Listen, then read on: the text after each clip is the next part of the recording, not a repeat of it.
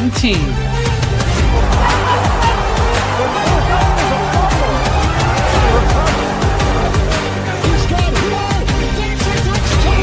One dream. One family. 30, 20, 10, touchdown Miami! One, two, three, What is up, Miami Dolphins fans? How are you today? Thank you for listening to the DolphinsTalk.com podcast on this Thursday, February the 26th. Look who's back. He's back again. Josh Moser. What's going on? Good to see you, man. Combine week.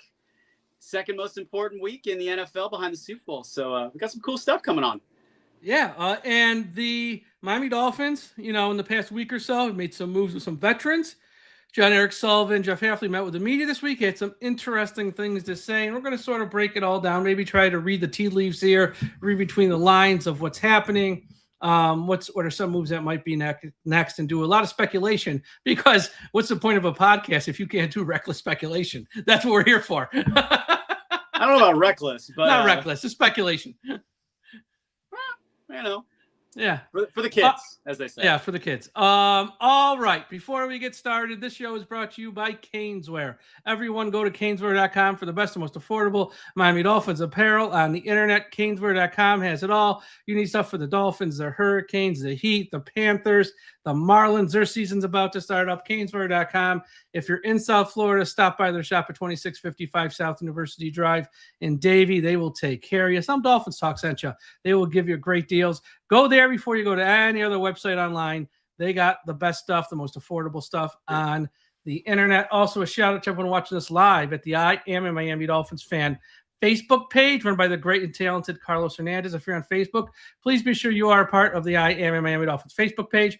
And we are live on YouTube right now. If you're watching us live, do me a favor, smash that like button. Make sure you are subscribed to the channel. And super chats are open. You leave us a super chat, we will read it on the air before the end of the show. It could be a question, a comment. You can tell us we're idiots. You can tell us we're geniuses. I'd rather hear that we're a genius. But send us a super chat or send us something you want us to talk about. We will also address that. All right. Before we get to some of the stuff this week, let's go back. I know you had Drew Rosenhaus on Sunday night, as you do most weeks, if not every week, talking about the releases of Chubb, Hill, James Daniels, Nick Westbrook, and Kenny. Let's start here. Did any one of those four surprise you? James Daniels would be the most surprising of the group, simply because we only got to see him for 3 games last year. We understand it's the 3 games, 3 plays. 3 plays. Yeah, that was it. Sorry, 3 plays. Blending together. But look, I mean, it was a 3-year, $24 million deal. Obviously, this team wants to get a lot younger, but we talked about it for a long time. Weakness of this team is the offensive line, and he looked like a great piece. I don't know what type of physical shape he was in, but it all has to do with salary cap, and frankly, they have players that are a lot cheaper, and I think right now we're still $4 million over the cap. So there's going to have to be a lot of mathing, but these are simply just numbers, and I would expect a couple more before all is said and done here.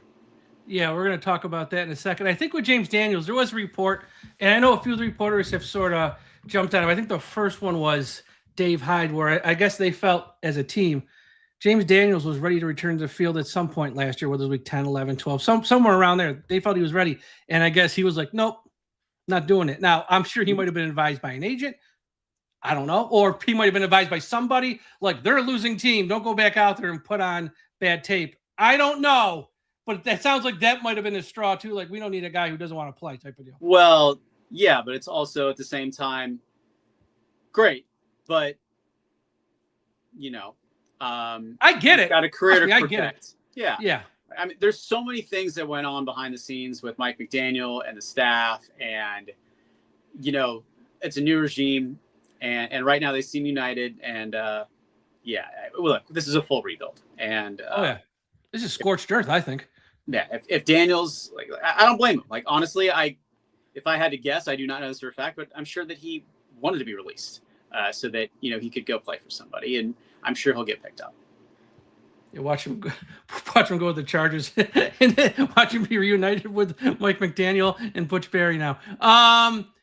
Hill, not a surprise he was cut, obviously, the knee injury, the age, how much he was about to make. My question's not about that because I think we all kind of saw that coming. There's been, and I don't know if you know this or not, but I'm just going to ask you, there's been mixed reports of where he is in his rehab. There's some people saying he might miss the first part of next year. I've seen reports he won't play at all next year. Then I've seen some reports saying, no, he's fine. He's way ahead of schedule. He'll be ready come week 1. What have you heard on Hill? Where is he? Because I've heard numerous things. I don't know who to believe. Yeah, Drew basically did not give us a timetable. But look, this happened at the end of September. This was a fully involved knee situation. So this is not just an ACL. So minimum, right? Yeah. And the knee dislocation. And, you want to talk about nerve damage, the images. Realistically, 12 months would be a very aggressive timetable. So if you factor that in, that would be week 3 of the season. Now you got to warm up. I think personally, this is more of a trade deadline, mid-season move if he can get ready by then, but it might be until the following season. It just depends on how the recovery goes. And look, if anybody can do it, it's Tyreek. And he also knows that football is his livelihood. And this is it. So, I mean, from my conversations from everybody around him, it's that he's doing everything he can to get back and play again. And that would be the earliest. I would say that he would not be ready for week 1.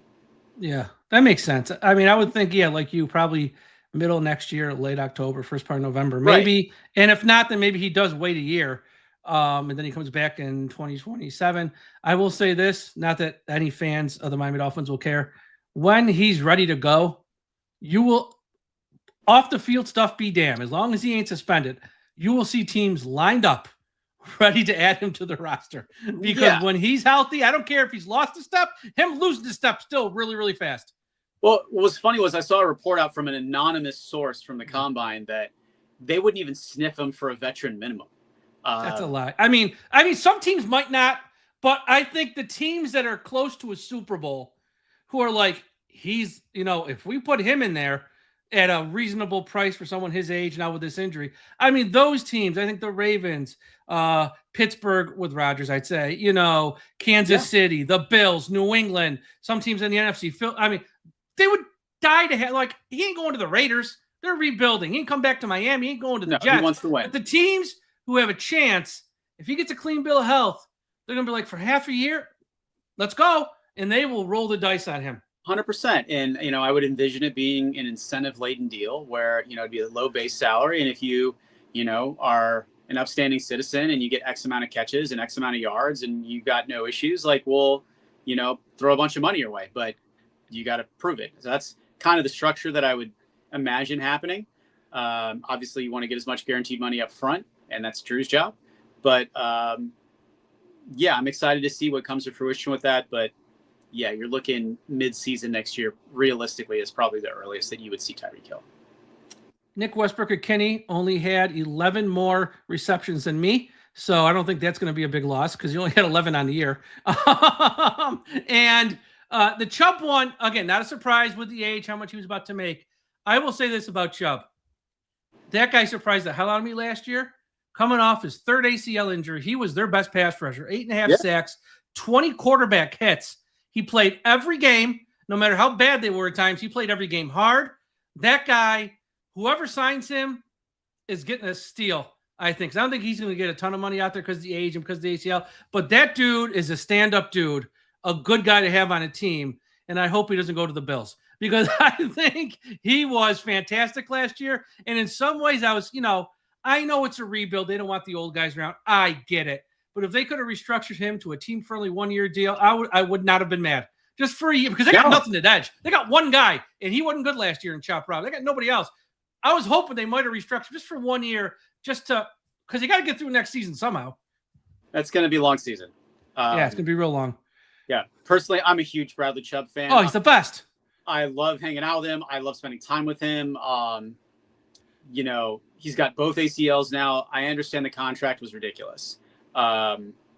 He wasn't worth $100 million coming off with the torn ACL, and obviously he tears the other one. God, it's just like I keep going back to that 2023 game on Monday Night Titans. Like everything just got derailed. Like no, he got hurt versus the Ravens when they were down 56-10, and exactly. McDaniel was worried about his offense and wouldn't take him off the field. Yeah, that was egregious. Yeah, I mean those types of things, like with a non-contact, like essentially it's a ticking time bomb. It's hard to pinpoint that stuff, but yeah, it was tough. But I'm a huge Bradley fan. I hope that he gets anywhere but the Bills. I'm fine. I mean, I'll be rooting for him. I love him. I could see him getting between 8 and 12. Like, I don't think that's crazy.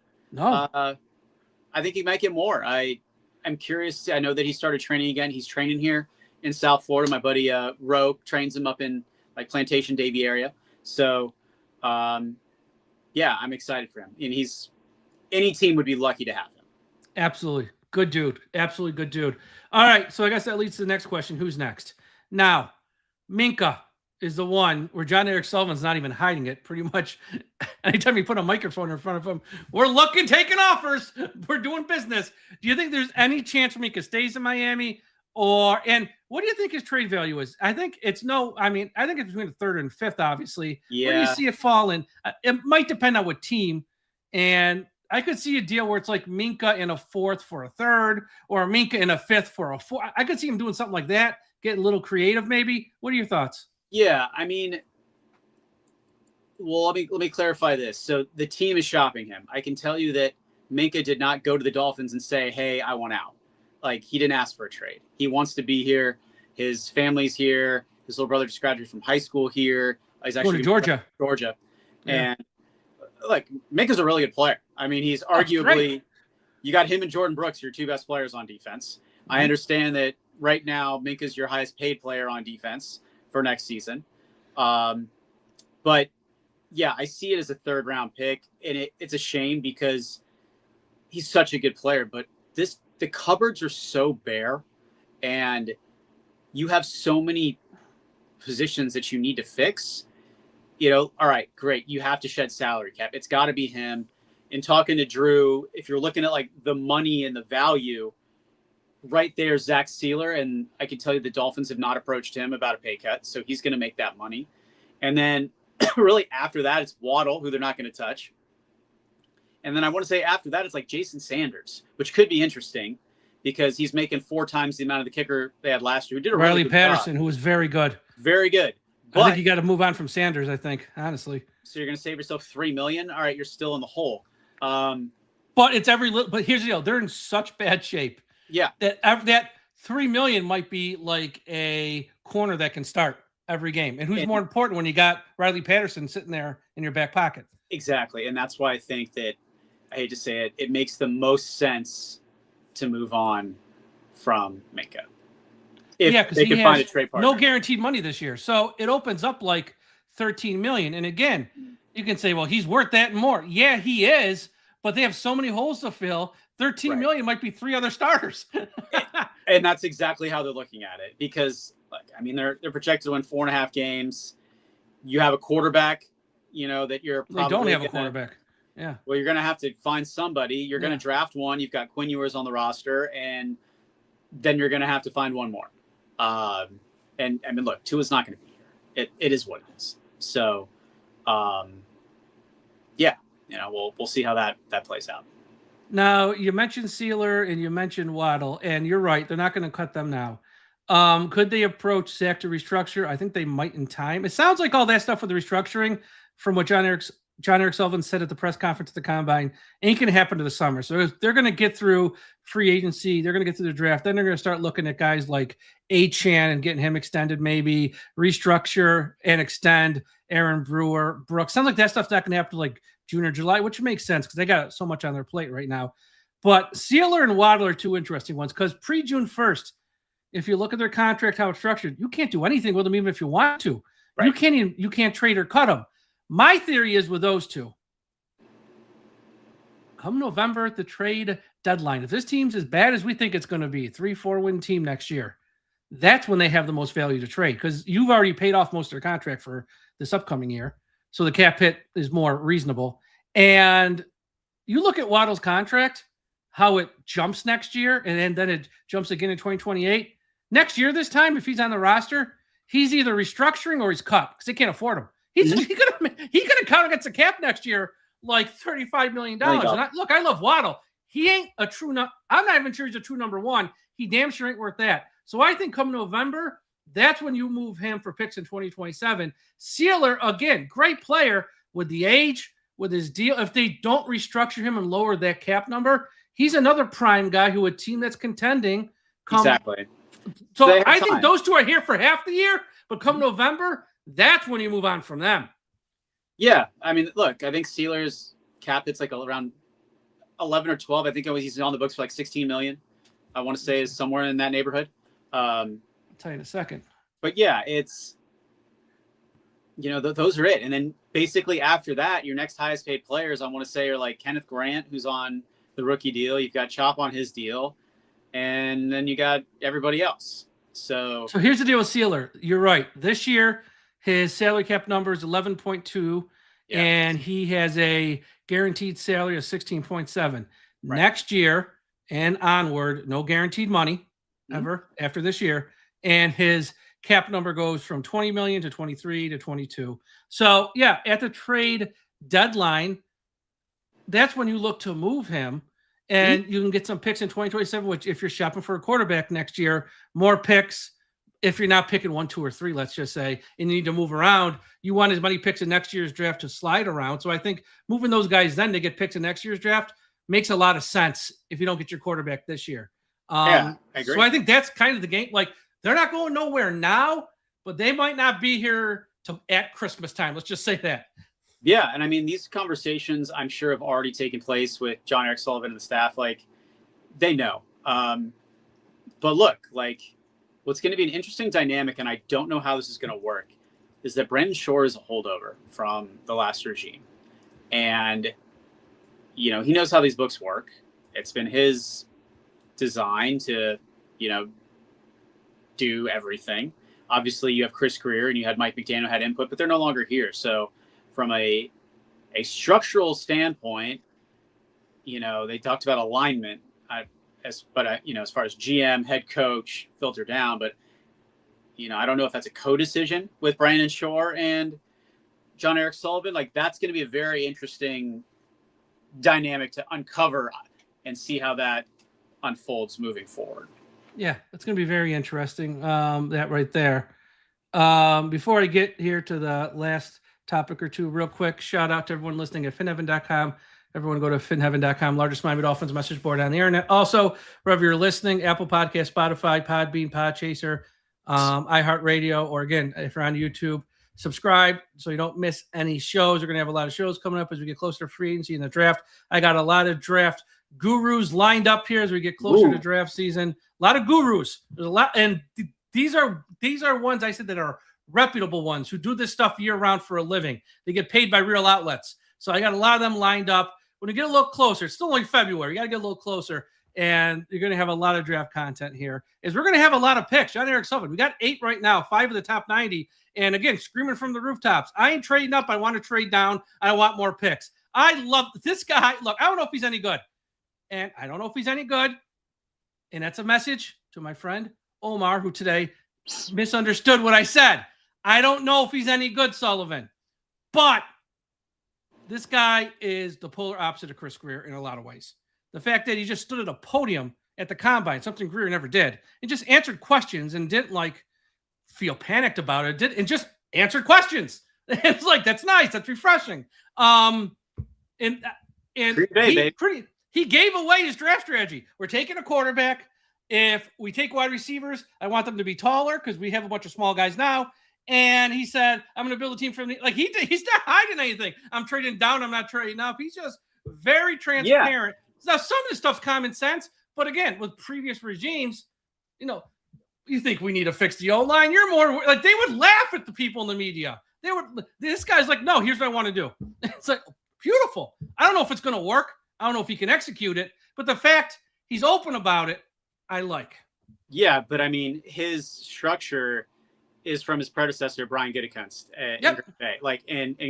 And Goody's a straight shooter, and this is what I love about Green Bay. There's no smoke and mirrors. This is like no bullshit. No games. What you see is what you get. Yeah. Great.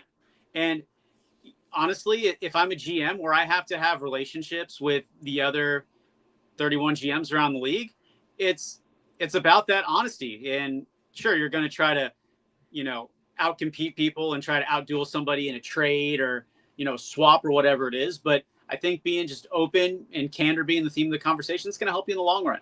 And that way there's no surprises. But you've got to also remember, for everybody watching this, all of these reports that are going to come out between now and the draft, most of them, I could say a fun word here. Yeah, say it. It's malarkey. It's there you go, malarkey. I like that. Malarkey. It's you're trying to drum up interest and all this so that someone will bite. Yeah. But look, there's going to be some smoke screens here along the way, but again, as I was trying to point out, and what I said was, Chris Greer at the Combine was one of the only GMs not even to hold a press conference ever. He wouldn't do it. Yeah, he wouldn't do it. And then he would meet with local media on the side. And then last year it was select local media. I mean, this guy, he was afraid. He didn't want to answer. Yeah, he didn't want to answer questions. It's like, stand up there. And I know he would answer it to the few people that he would let talk to him. But no, 32 GMs will stand at a podium and answer questions from ESPN, Fox Sports, NFL, or whoever else is in town. He can't do that. And this guy did. So that part of it's refreshing. Again, I have no idea if he's going to be any good. In 3 years, if he stinks, I'll be the first one here screaming at the top of my lungs. But it's just refreshing to see a new approach and this guy just sit there and answer basic questions that are usually ground ball questions that aren't too difficult. Yeah. And we'll see what he does. The only thing that's interesting to me, and I understand that he says he only wants to trade down, but you got 8 selections. Mathematically, it makes more sense to package some of these picks together and take fewer players. So if you can turn 8 picks into 5, then you're paying less people. And depending on the draft, there's guaranteed money where you take them. It's slotted. But even picks for next year, trade next year's. That's a big draft next year. It's too. like trade a 3rd round pick this year for a 2nd round pick next year. Like, that's the type of stuff that I would be all about. Well, that's what Chris Greer did last year. He traded a 4th for a 3rd this year. That's how we ended up with 3 thirds. One was our own, one from the trade for Jalen Phillips, and the one with Houston was because we traded a 4th round pick last year to them, so we get a 3rd this year. Now Greer's not here to benefit from it, but hey, that's how we end up with 3 thirds. And yes, because next year's draft, from all the people who follow this stuff, not just the quarterback, because you're going to have probably 4 or 5 in round 1, top part of round 1 maybe. But that's got the wide receiver from Ohio State there, Smith. It's got the wide receiver from Alabama, who people think's a big-time kid. Like, that draft next year, from the people who follow this stuff, intensely, that's going to be one of the great drafts in recent times. So you want picks in 2027, which is why when it comes to Waddle and Sealer, I'm like, don't do nothing now. November, get those picks for 2027 for them, because that's going to be a great draft. If Jeremiah Smith ends up a Miami Dolphin, that might be the best thing for this fan base since they got Tyreek Hill. But that would be a huge splash. It'd huge. But we'll see where the team's He'll be the first non-quarterback off the board, I think. Has to be. But the problem is, if you're Miami and you don't have a quarterback, who's going to throw him the ball? Yeah, you're going to throw him the ball. You got to pass on him for either Lenora Sellers or Dante Moore or Arch Manning or whoever. That's the problem. Now, which leads me to our final topic here. Malik Willis. This guy is, talk about somebody drumming up some interest. Reports he's going to make 30 to 35 million on average per year, which might happen. I don't know. Seems a bit much for a guy who's only had 6 starts ever. Look, if he gets it, God bless him. I don't think he's going to get anywhere near that. I think he might get like 20 million per year. And I think at that number, 2 for 40 you could make work.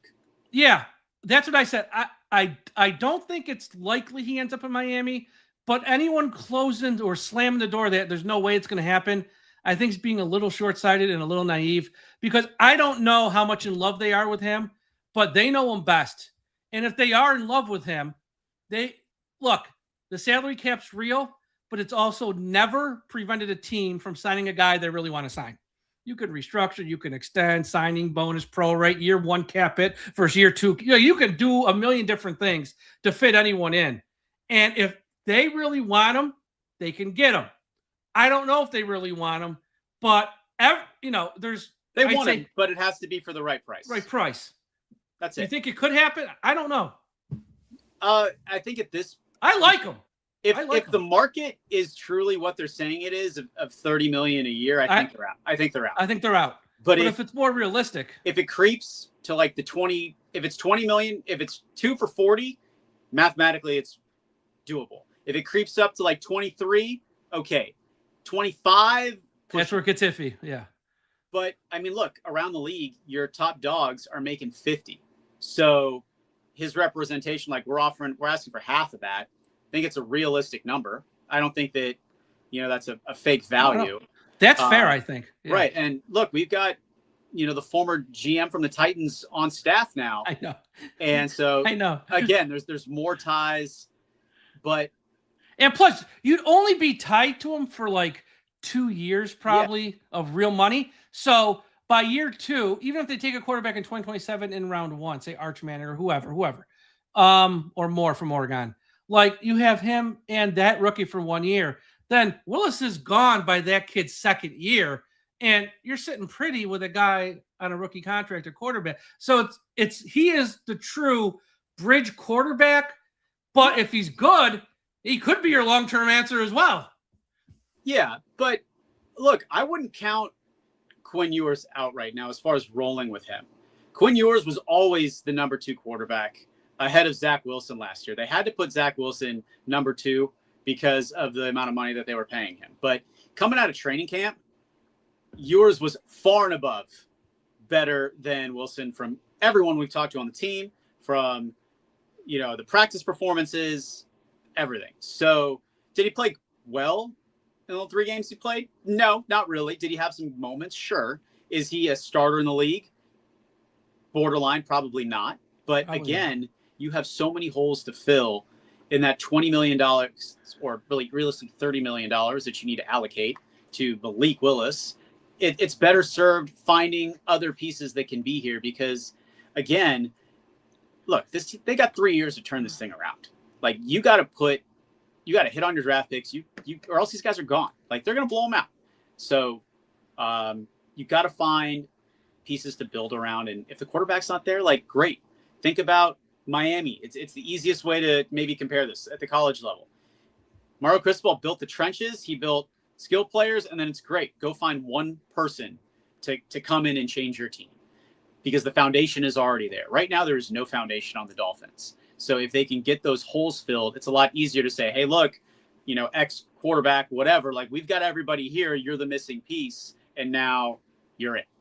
So that's what they're trying to do. I'll say this. And if it's not Willis, and if they want to roll with Quinn Ewers, that's fine.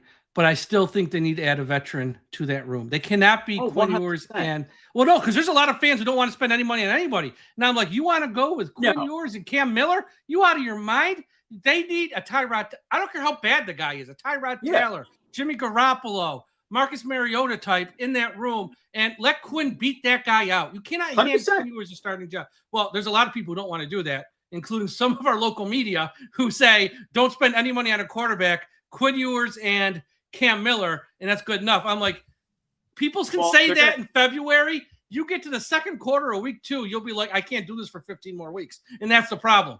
Right. But, I mean, they're going to draft somebody as well. So that'll be your third quarterback, quote unquote. It's just a question of, do you want to keep Cam? We know that Ewers is staying. Like, he's here. Yeah. So outside of that, it's really what do they want to do. But, we'll see. I'm curious what the market would be for Jacoby Brissett. I don't know what they're going to do in Arizona. It seems like Kyler's Smith.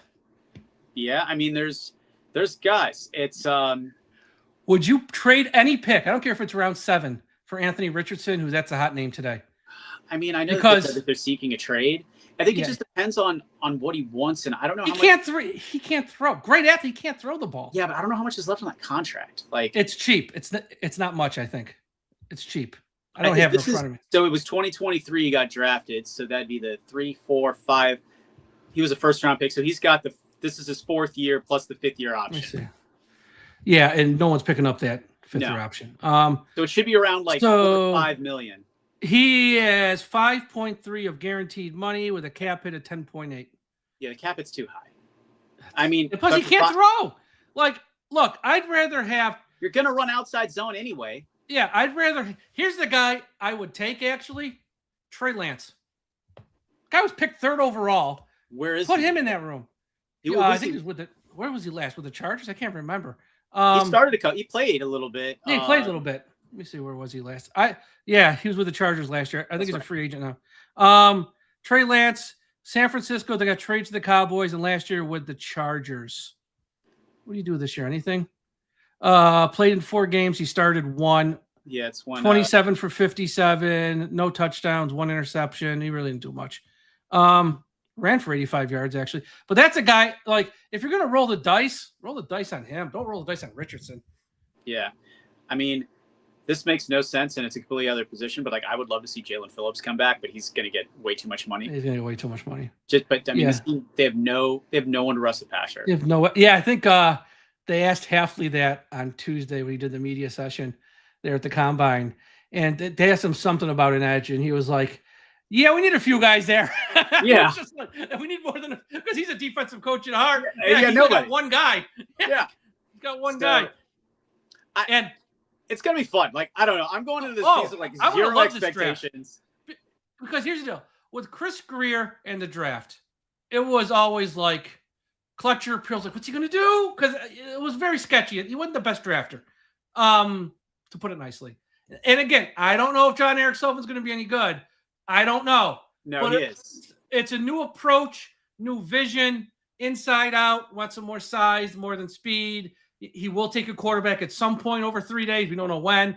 Like, okay, like I'm on board with let's see what happens here. But again, he might be terrible. He might be great, but only one way to find out. And look, this guy loves it. If you listen to him on Rich Eisen, you listen to him on Sirius XM because he did something with them. And then he gets this guy loves the draft. Like he doesn't shy away from it. He loves it. It's we got to build to the draft. We have to develop. Well, look, but I mean, he was also he was at Boston College. Like, and now there's no NIL bullshit.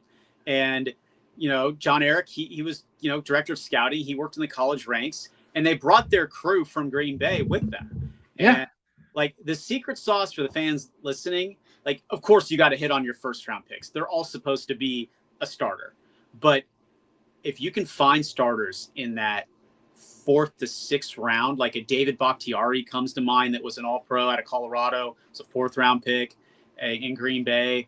And you get some of those type guys. Quay Walker's kind of a name. I know he's a free agent. He's going to make a lot of money though, I think. Yeah. Make a lot of money. But there are guys like, you've got to hit on the rounds 3 and 4, and with 3 third-round picks this year, I mean, those should be 3 starters. And if 2 out of those 3 guys become Pro Bowlers, I mean, the team changes, and now you've got a 4-year window where you have pieces. But we'll see what happens here. Here's the other rumor too for quarterback, which I didn't mention, but it's out there.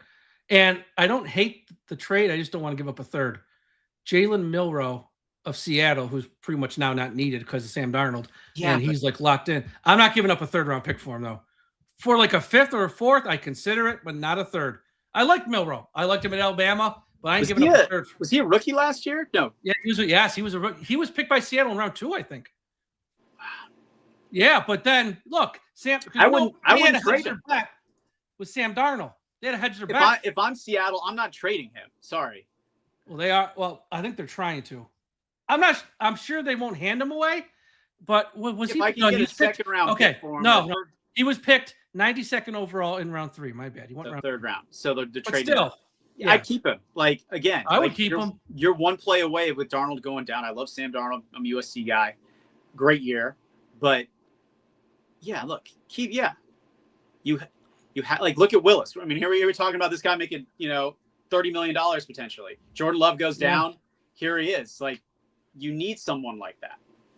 I like Milroe, but again, I don't know if I want to part with the 3rd for him. If he's truly on the block, a 4th, you could talk me into it then because he might be a starter next year for you. And that might be worth it. And plus, he's on a rookie contract, and he's still got 3 more years left. 3 years. And if he's better than Quinn Ewers, he could even be your long-term second stringer maybe if he beats out someone like Quinn, and then you add someone in 2027. That's not a bad room of some young guys. But a 3rd, look, They need But position players bad. They got nobody in their Right. secondary. Their But secondary here's awful. here's a Jalen Waddle at the trade deadline. Hey, JSN gets hurt. We want Milrow. You never know. Yeah. A lot of moves to be made. We have a lot of moves to be made. The It's runway a long is way to long. go. Long way to go. And I will say this for you guys in South Florida. I think the big news this weekend, I'm sure you'll probably do something on it on one of your local newscasts, is the arm length of Ruben Bain. Oh, so sick of talking about this. I like the combine. I understand some of this stuff matters. I understand It does. but with some of this stuff, just watch the tape and the guy's a football player. Yeah, but here's the counter argument. Look, I'm a huge Ruben Bain fan. The argument is take a Patrick Paul as the best example, where his arm length and the feeling is eat him up. At this level, Ruben can't get to the body. But I think he has such a low center of gravity, and the way how he can move directionally, it's not going to be as big a deal as people think. But all right, to me, he beat the elite guys at the end that are going to be first round picks at tackle. Ohio State, and Ole Miss. And look, he's got his agency. He's working with a lot of these guys that are in the pros now. And in talking to Jason Taylor, he's like, it's not going to matter. But, But because I see that was the big news of today. It may drop him, though, from the second overall pick to 10, which is going to cost him millions. But, I mean, he'll be fine.